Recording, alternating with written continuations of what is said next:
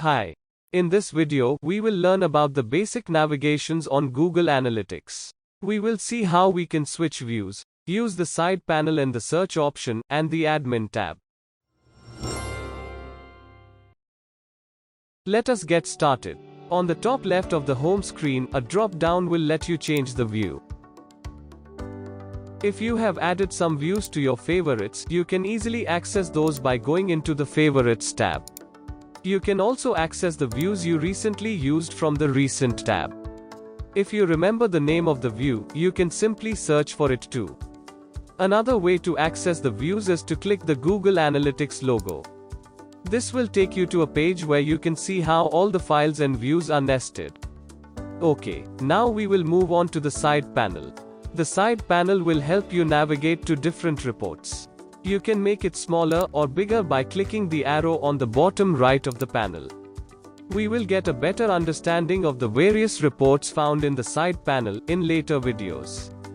The search bar at the top will help you find specific reports in the side panel, if you remember their name.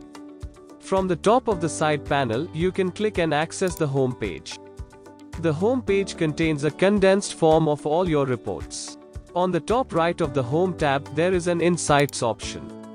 This will allow you to see some automatically generated insights about your website's performance. For example, here, the second insight is about the decrease in the conversion rates of some landing pages.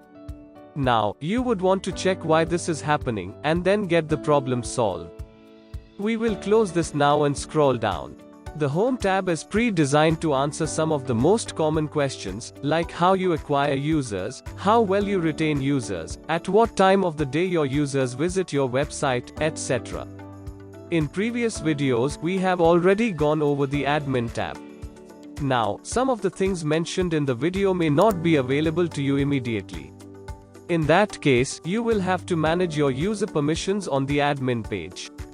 We will go over this in later videos, so do not worry about that. With that, you know how to navigate our way around the Google Analytics interface. We hope this video was helpful.